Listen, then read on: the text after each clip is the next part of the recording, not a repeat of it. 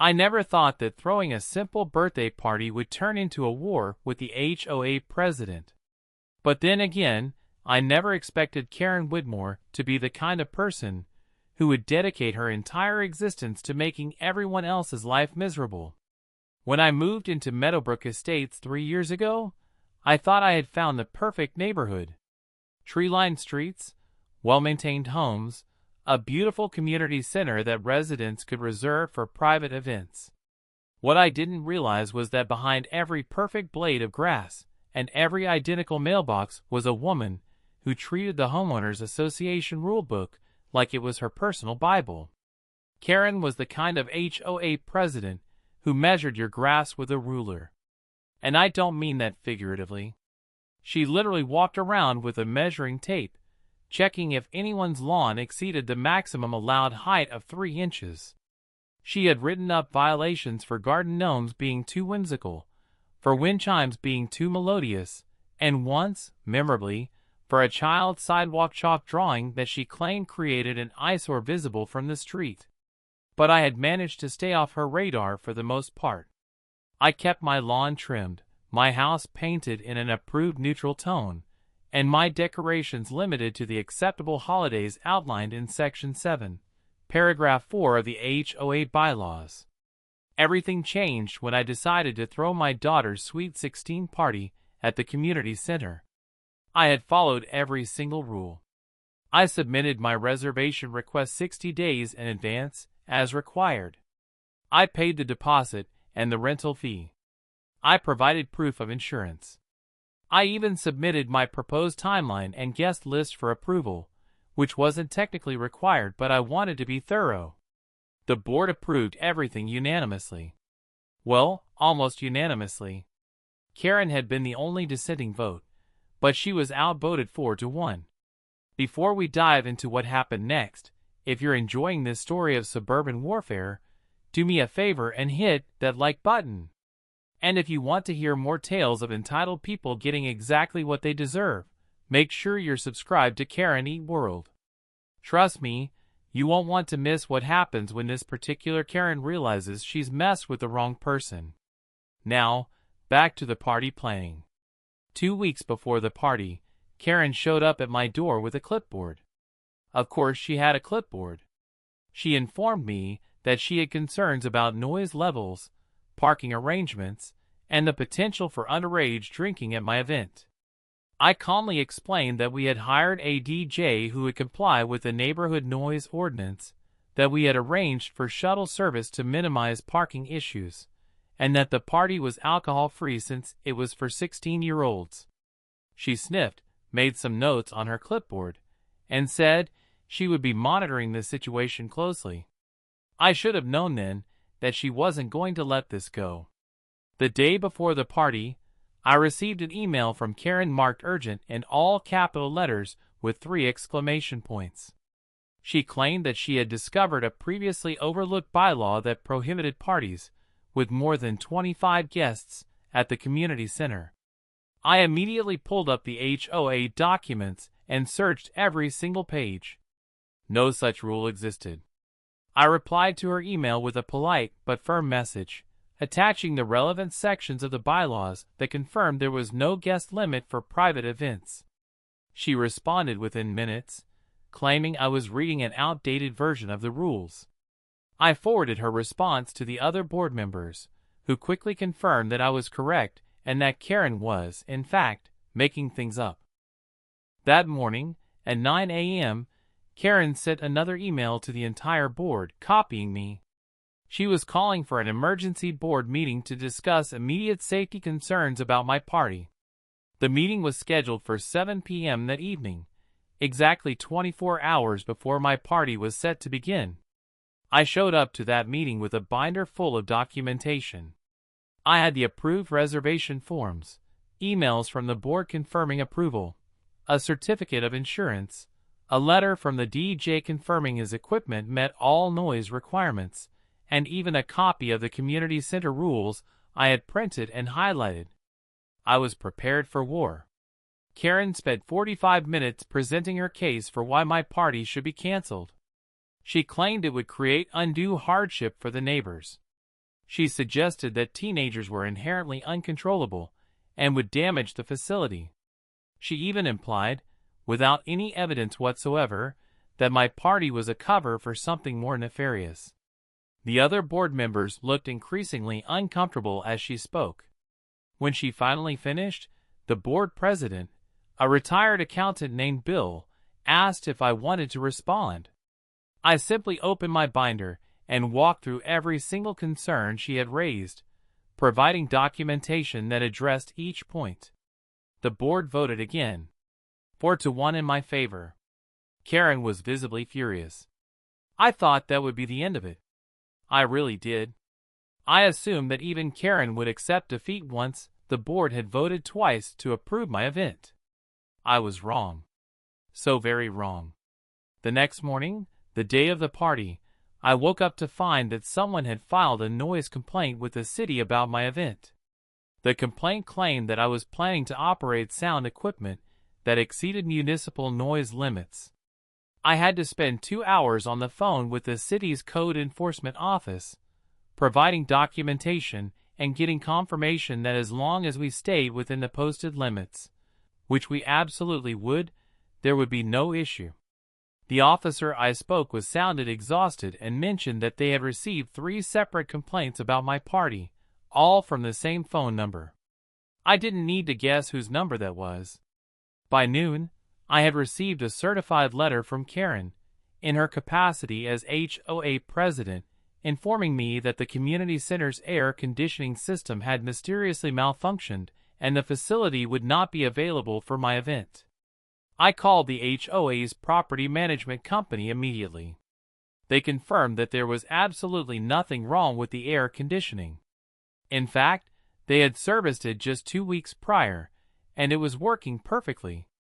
I forwarded Karen's letter to the management company and the board.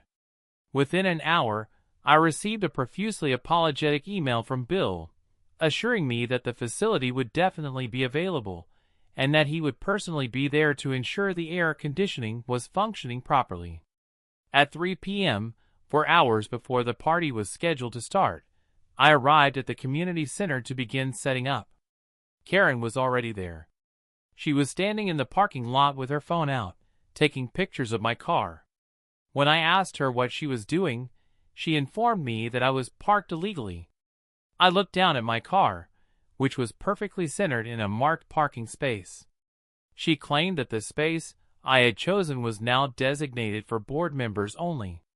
I pointed to the sign on the pole, which clearly indicated it was regular visitor parking.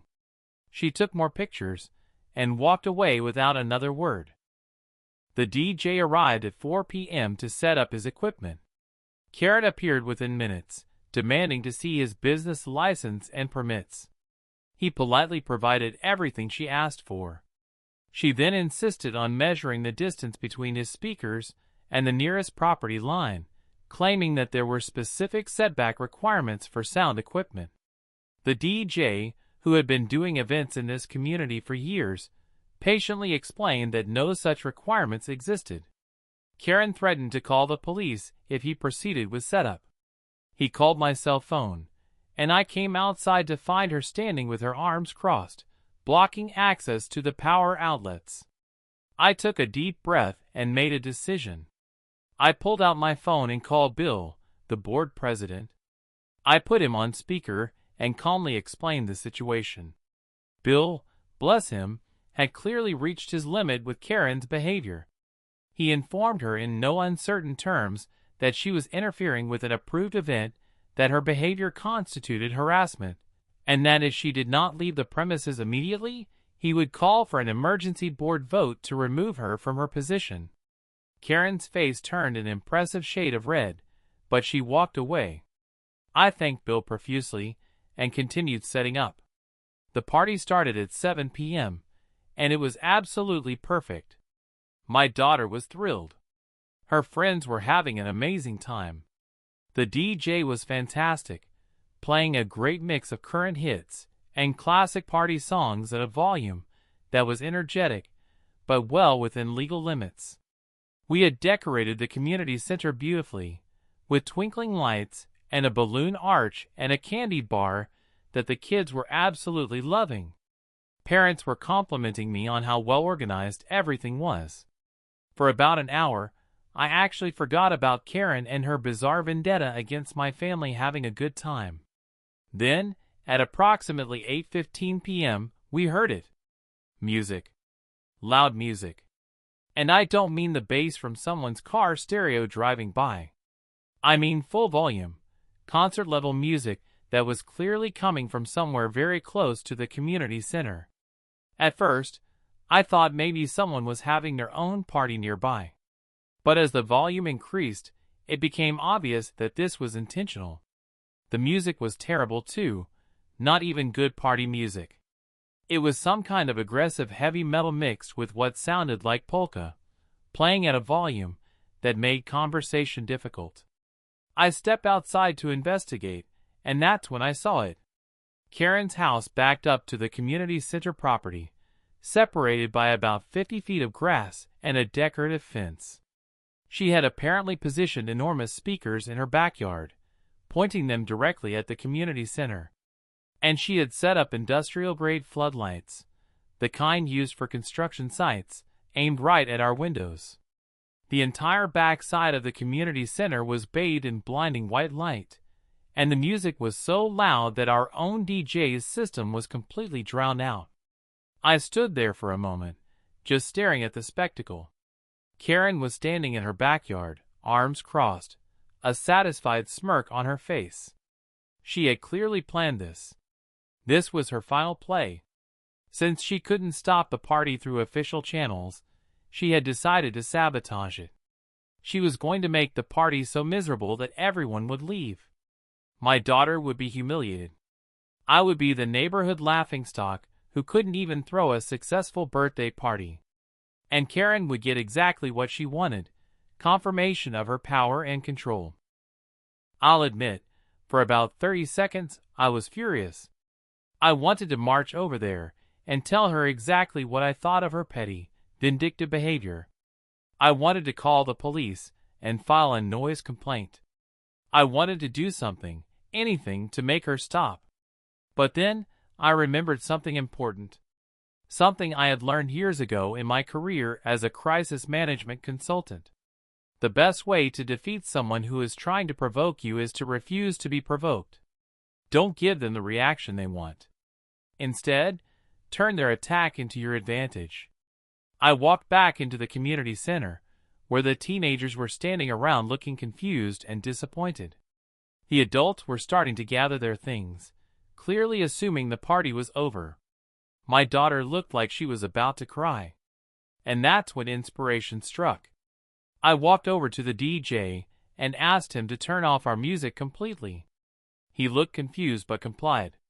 The room went silent except for Karen's awful music blasting from outside. Everyone stared at me. I looked at my daughter and her friends and I said, "You know what? We don't need our own music. We have perfectly good music being provided free of charge by our generous neighbor. Who wants to dance?" The teenagers looked at me like I had lost my mind. But then one of my daughter's best friends, a girl named Sophie, who has always been quick on the uptake, started laughing. She got it. She understood immediately what I was doing. Sophie grabbed my daughter's hand and dragged her toward the windows facing Karen's house. And then she started dancing. Not just swaying awkwardly, but really dancing, throwing herself into it with enthusiasm and joy. It took maybe 10 seconds before another kid joined in. Then another. Then suddenly, all 40 teenagers at the party were dancing wildly to Karen's terrible music, laughing and cheering, and having the time of their lives. The parents started clapping and taking videos. Someone opened the back doors of the community center so we could hear the music even better. My daughter was grinning from ear to ear, dancing with her friends, completely unbothered by Karen's attempt to ruin her night. We had turned Karen's sabotage into the highlight of the party. I walked outside, right to the edge of our property line, and I started dancing too. I'm not a great dancer, but I threw myself into it with everything I had. I waved at Karen, who was still standing in her backyard with her arms crossed. Her expression had changed from smug satisfaction to confusion to growing horror as she realized that her plan had completely backfired. Instead of ruining the party, she had become the entertainment. The kids were having more fun than ever, and it was all because of her. More people came outside to dance. Parents, teenagers, even the DJ came out and started dancing. We formed a massive dance party on the lawn, all of us moving to Karen's ridiculous music, all of us clearly having an amazing time. Someone started doing the robot. A group of girls formed a conga line. Two dads started doing what I can only describe as interpretive dance. It was absolute chaos, and it was perfect. Karen stood frozen in her backyard, clearly not knowing what to do. She had expected us to complain, to leave, to give up. She had not expected us to embrace the noise and turn it into joy. After about 20 minutes, Karen turned off the music. Then she turned off the floodlights. She walked into her house and slammed the door. The kids actually booed when the music stopped. They wanted to keep dancing to it. The DJ, laughing harder than I had ever seen anyone laugh, turned our music back on, and the party continued. But now there was an electric energy in the air. The kids felt like they had been part of something special, something they would tell stories about for years. My daughter hugged me and thanked me for not letting Karen ruin her birthday. It was one of the best moments of my life. The party continued until 11 p.m., exactly when we had planned to end. Every single kid said it was the best party they had ever been to. Parents shook my hand and complimented me on how I had handled the situation. The DJ said he had worked thousands of events and had never seen anything like it. As we cleaned up, I looked over at Karen's dark house and I smiled. She had tried her absolute hardest to destroy something important to me and my daughter, and she had failed spectacularly. But I knew Karen. I knew that this wasn't over. Someone like her doesn't just accept defeat. She would retaliate somehow. And I needed to be ready. Sure enough, on Monday morning, I received a formal letter from the HOA. Karen had filed a complaint against me for creating a disturbance during my event. She claimed that we had been excessively loud, that we had damaged community center property, and that we had harassed her while she was peacefully enjoying her own backyard. The letter stated that I was being fined $2,000 and that I was banned from reserving the community center for 1 year. It was signed by Karen in her capacity as HOA president. I didn't panic. I had expected something like this. I forwarded the letter to Bill and the other board members, along with a detailed timeline of the evening's events. I included the videos that parents had taken, which clearly showed that our party was well within noise limits until Karen started blasting her music. I included photos of the community center showing that nothing had been damaged. And I included a video taken by one of the dads that showed Karen standing in her backyard with her speakers and floodlights, clearly engaged in intentional disruption of our event. The board called an emergency meeting for Wednesday evening. I attended, once again armed with my binder of documentation. Karen presented her complaints, embellishing wildly and claiming that we had been playing music so loud that her windows rattled, that teenagers from the party had trespassed on her property, and that I had personally threatened her. I calmly presented my evidence, letting the videos and photos speak for themselves. The board deliberated for less than 5 minutes. They voted unanimously, 5-0, to reject Karen's complaint, rescind the fine, and remove the ban. They also issued a formal warning to Karen about abusing her position to file frivolous complaints. Karen didn't take it well. She stood up and announced that she was resigning from the board effective immediately.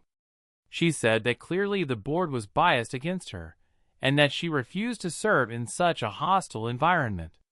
Bill accepted her resignation on the spot. I thought that would finally be the end of our conflict. Karen was no longer HOA president. She had no more authority to harass me or my family. But I should have known better. Karen didn't need an official title to make people's lives difficult. Over the next 2 months, things escalated in ways I never could have predicted. Karen started a neighborhood watch group, which was really just her and 2 other busybodies walking around looking for violations to report. She filed noise complaints about children playing in their yards. She reported people for leaving their trash cans out 15 minutes past the allowed time. She measured everyone's grass and sent nasty letters to anyone whose lawn was even slightly over 3 inches. The neighborhood, which had always been relatively peaceful, became tense and miserable. People were afraid to do anything that might draw Karen's attention. But it got more personal for me. Karen apparently decided that I was her nemesis and dedicated herself to making my life specifically difficult. She filed complaints with the city about my trees allegedly hanging over the property line. She claimed my outdoor light fixtures were too bright and violated some obscure code. She took pictures of my car every time I parked on the street and sent them to the city claiming I was violating parking regulations. Every single complaint was investigated and found to be baseless, but it was exhausting and time-consuming to deal with. The final straw came when I received a letter from the county assessor's office. Someone had filed a report claiming that I had completed unpermitted construction on my home, specifically an addition that significantly increased the square footage. This was completely false. I had done nothing to my house except paint the shutters, which doesn't require a permit. But the county had to send an inspector to verify the claim. The inspector spent 2 hours examining my house, checking blueprints and permits, and finally confirmed that no unauthorized construction had taken place. He told me, off the record, that this was the 3rd false report he had investigated in my neighborhood in the past month, all filed by the same anonymous complainant. I had reached my limit. Karen had crossed a line. She wasn't just being petty anymore. She was actively trying to damage my property value and create legal problems for me. It was time to stop playing defense and start playing offense. But I needed to be smart about it. Whatever I did had to be completely legal, totally above board, and absolutely devastating. I spent a week thinking about the problem from every angle. What did Karen care about most? Control. Power. Her perfect little neighborhood where everything happened according to her rules. How could I take that away from her? And then I remembered something.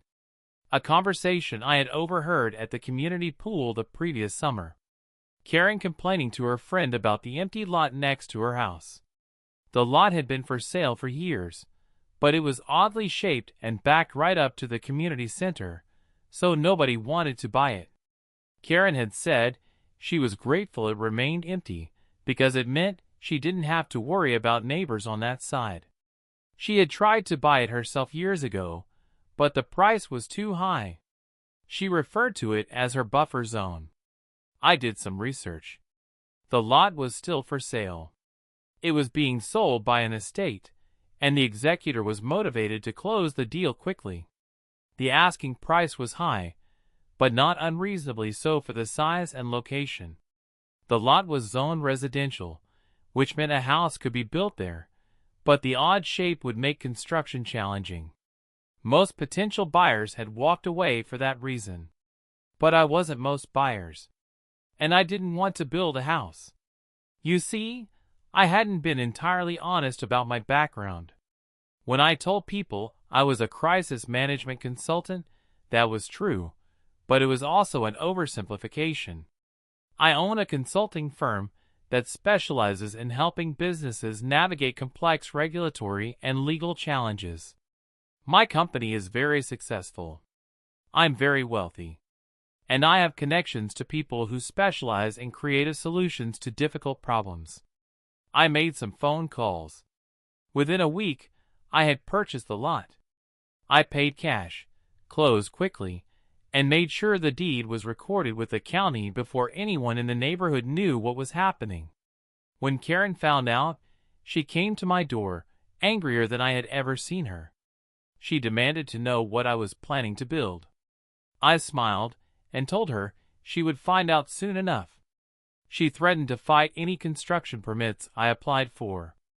I thanked her for her concern and closed the door. I didn't need construction permits. What I needed was an easement variance, which I applied for and received within 2 weeks.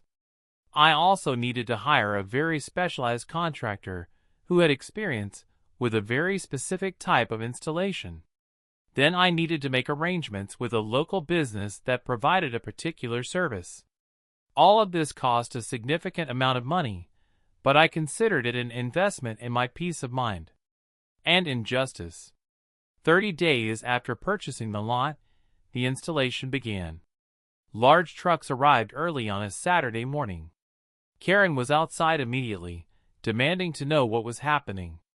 The foreman politely declined to answer her questions and suggested she speak with the property owner. She called me, screaming into the phone about zoning violations and improper notice. I calmly explained that everything I was doing was completely legal and properly permitted. She threatened to sue. I wished her luck with that and hung up. By Sunday afternoon, the installation was complete. Karen finally saw what I had done, and the look on her face was worth every penny I had spent. Her perfect buffer zone, her empty lot that protected her from having neighbors too close, was now home to a completely legal, properly permitted, county-approved dog park. Not just any dog park. A premium, high-end dog park with professional-grade artificial turf, agility equipment, shaded seating areas, and a state-of-the-art waste management system. I had partnered with a local rescue organization who would manage the facility. The park would be open to the public from 6 a.m. to 10 p.m., 7 days a week. But here's the beautiful part. Remember how Karen had set up speakers and floodlights pointing at the community center during my daughter's party? I had installed a parking lot for the dog park on the side of the property directly adjacent to Karen's backyard. Every single person who visited the dog park would park their car within 30 feet of her bedroom window. The seating areas were positioned so that visitors would naturally face toward her house. The agility equipment, which would generate the most noise as dogs ran and jumped and played, was placed along the property line closest to her patio. Everything was completely legal. The zoning allowed for recreational facilities. The parking met all county requirements. The noise levels from dogs playing and people talking would be well within residential limits. The operating hours were standard for public parks in our county. Karen couldn't do anything about it. She had no grounds to complain, no violations to report, no rules I had broken. I had used the system perfectly, and I had turned her own weapon against her. She had tried to ruin my party with noise and lights and chaos. Now she would experience noise and activity and disruption every single day, from sunrise to evening, for as long as the dog park remained open. The grand opening was scheduled for the following Saturday. I made sure to publicize it extensively on social media and in local pet groups. I offered free admission for the first month. I arranged for a local food truck to be there on opening day. I even hired a photographer to take free portraits of visitors with their dogs. The response was overwhelming. People were excited about finally having a quality dog park in the area. The rescue organization was thrilled to have a venue for adoption events. The county parks department sent a representative to the opening to commend me for my community investment. On opening day, over 200 people showed up with their dogs. The park was packed. Dogs were running and playing and barking. People were laughing and socializing. Children were playing on the agility equipment under supervision. It was joyful and chaotic and wonderful. And through it all, I could see Karen standing in her backyard, staring at the scene with her mouth hanging open. She had finally realized what I had done. She understood that her attempt to sabotage my daughter's party with noise and disruption had inspired me to bring permanent, legal, unstoppable noise and disruption directly to her doorstep. I walked over to the fence that separated the dog park from her property. Karen saw me coming, and she marched over, her face red with rage. She opened her mouth to speak, probably to threaten me or scream at me or demand that I shut down the park. But before she could say anything, I smiled at her. It wasn't a friendly smile. It was the smile of someone who had won completely and permanently. And in that moment, watching the realization wash over her face, seeing her understand that she had brought this on herself, that her own petty vindictiveness had led directly to her defeat, I felt a satisfaction deeper than anything I had experienced in years. If you enjoyed watching Karen get exactly what she deserved, smash that like button and subscribe to Karen Eat World for more stories of entitled people facing consequences. Drop a comment and let me know what you would have done in my situation. And remember, sometimes the best revenge is perfectly legal. Thanks for listening, and I'll see you in the next story.